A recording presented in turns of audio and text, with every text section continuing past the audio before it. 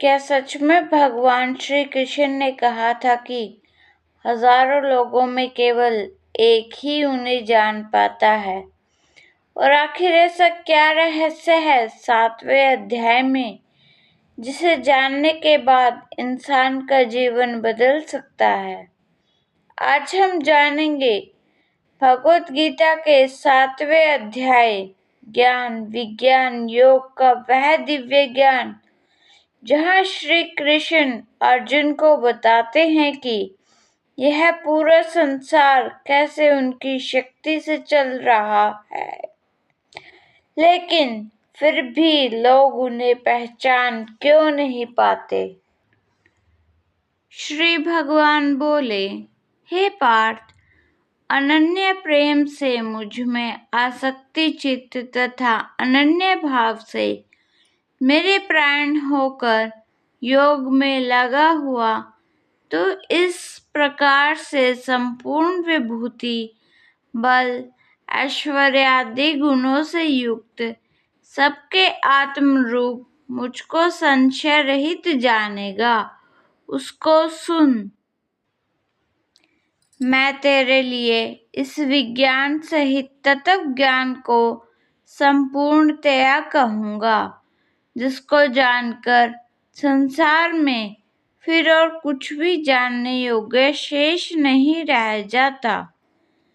हजारों मनुष्यों में कोई एक मेरी प्राप्ति के लिए यत्न करता है और उन यत्न करने वाले योगियों में भी कोई एक मेरे प्राण होकर मुझको तत्व से अर्थात यथार्थ रूप से जानता है।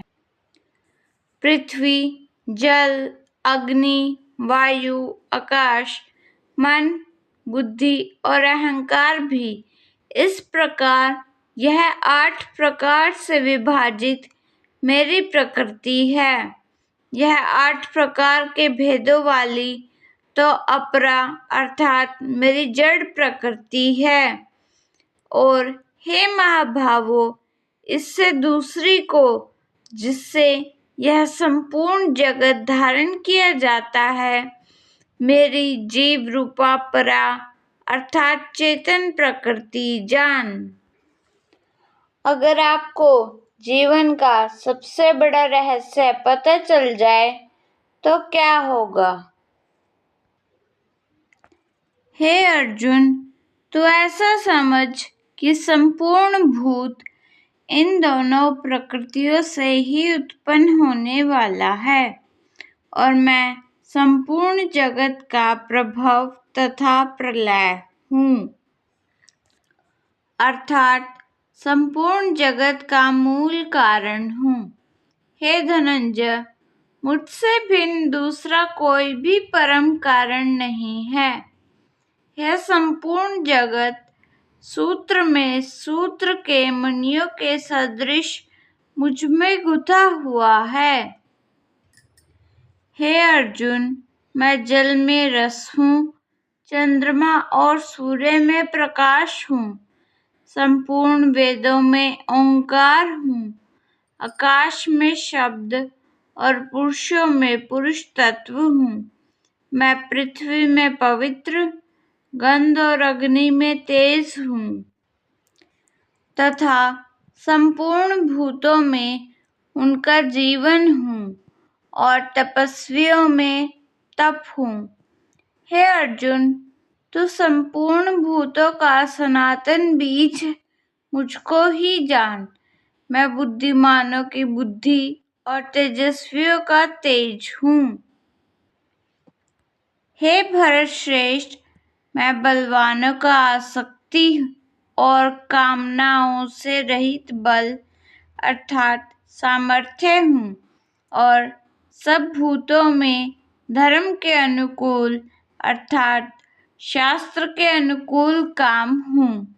और भी जो सत्व गुण से उत्पन्न होने वाले भाव हैं और जो रजोगुण से तथा तमोगुण से होने वाले भाव हैं, उन सबको तू मुझसे ही होने वाले हैं ऐसा जान, परंतु वास्तव में उनमें मैं और वे मुझ में नहीं हैं। यानी जिसे हम साधारण वस्तु समझते हैं, उनमें भी भगवान का ही अस्तित्व छिपा है। लेकिन यहाँ एक बड़ा प्रश्न उठता है, अगर भगवान हर जगह है, लोग उन्हें क्यों नहीं देख पाते? गुणों के कार्य रूप सात्विक, राजस और तामस, इन तीनों प्रकार के भाव से यह सारा संसार, प्राणी समुदाय मोहित हो रहा है। इसलिए इन तीनों गुणों से परे मुझ अविनाशी को नहीं जानता, क्योंकि यह अलौकिक अर्थात अति अद्भुत त्रिगुणमयी मेरी माया बड़ी दुस्तर है। परंतु जो पुरुष केवल मुझको ही निरंतर भजते हैं, वे इस माया को उल्लंघन कर जाते हैं, अर्थात संसार से तर जाते हैं। माया के द्वारा जिनका ज्ञान हरा जा चुका है, ऐसे आसुर स्वभाव को धारण किए हुए मनुष्यों में नीच दूषित कर्म करने वाले मूढ़ लोग मुझको नहीं भजते। हे भरतवंशियों में श्रेष्ठ अर्जुन, उत्तम कर्म करने वाले अर्थार्थी, आर्त, जिज्ञासु और ज्ञानी, ऐसे 4 प्रकार के भक्तजन मुझको भजते हैं। उनमें नित्य मुझ में एक ही भाव से स्थित अनन्य प्रेमी भक्त वाला ज्ञानी भक्त अति उत्तम है, क्योंकि मुझको तत्व से जानने वाले ज्ञानी को मैं अत्यंत प्रिय हूँ और वह ज्ञानी मुझे अत्यंत प्रिय है। यह सभी उदार हैं, परंतु ज्ञानी तो साक्षात मेरा स्वरूप ही है, ऐसा मेरा मत है। क्योंकि वह मदगत मन बुद्धि वाला ज्ञानी भक्त अति उत्तम गति स्वरूप मुझ में ही अच्छी प्रकार से स्थित है। बहुत जन्मों के अंत के जन्म में तत्व ज्ञान को प्राप्त पुरुष सब कुछ वासुदेव ही है, इस प्रकार मुझको भजता है। वह महात्मा अत्यंत दुर्लभ है। उन भोगों की कामना द्वारा जिनका ज्ञान हरा जा चुका है, वे लोग अपने स्वभाव से प्रेरित होकर उस नियम को धारण करके अन्य देवताओं को भजते हैं, अर्थात पूजते हैं। अब सोचिए, हम भगवान को किस भावना से याद करते हैं? बुद्धिहीन पुरुष मेरे अनुत्तम अविनाशी परम भाव को न जानते हुए मन इंद्रियों से परे मुझ सच्चिदानंद घन परमात्मा को मनुष्य की भांति जन्म कर व्यक्ति भाव को प्राप्त हुआ मानते हैं। जो सकाम भक्त जिस देवता के स्वरूप को श्रद्धा से पूजना चाहता है, उस भक्त की श्रद्धा को मैं उसी देवता के प्रति स्थिर करता हूँ।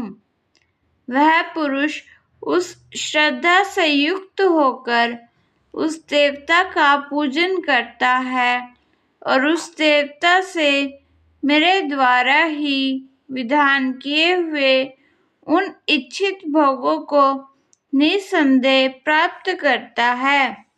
परंतु उन अल्प बुद्धि वालों का वह फल नाशवान है तथा वे देवताओं को पूजने वाले देवताओं को प्राप्त होते हैं और मेरे भक्त चाहे जैसे ही भजे, अंत में वे मुझको ही प्राप्त होते हैं।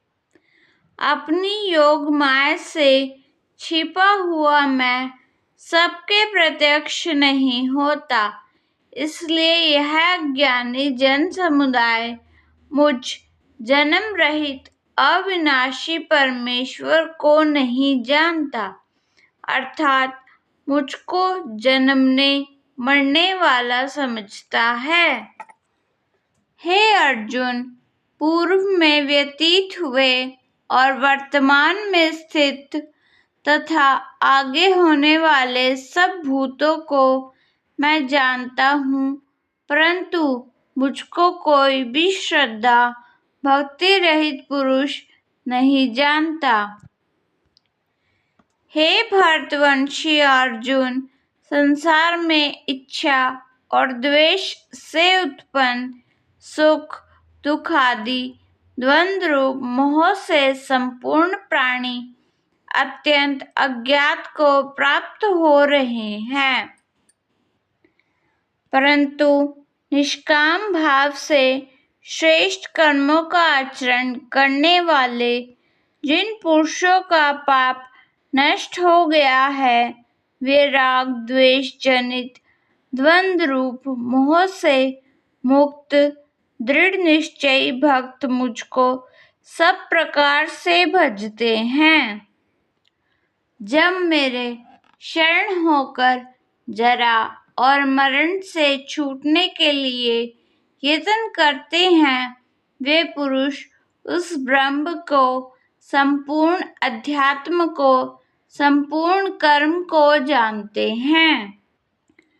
जो पुरुष अधिभूत और अधिदेव के सहित तथा अधियज्ञ के सहित सबका आत्मरूप मुझे अंत काल में भी जानते हैं, वे युक्त चित्त वाले पुरुष मुझे जानते हैं, अर्थात प्राप्त हो जाते हैं।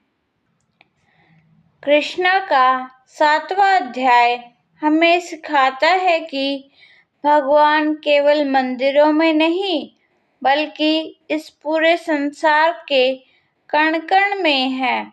जिस दिन मनुष्य माया से उठकर भगवान को सच्चे मन से याद करना शुरू कर देता है, उसी दिन उसका जीवन बदलना शुरू हो जाता है।